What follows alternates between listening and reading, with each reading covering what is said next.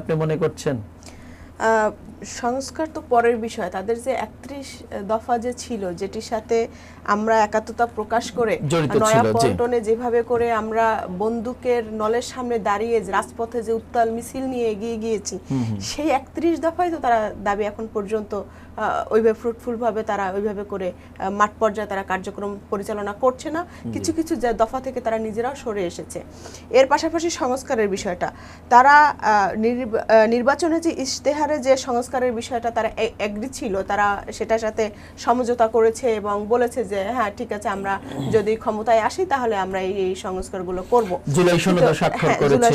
এখন সেখানে মানে আমার কাছে এটা বিষয়টা অত্যন্ত হাস্যকর লাগে।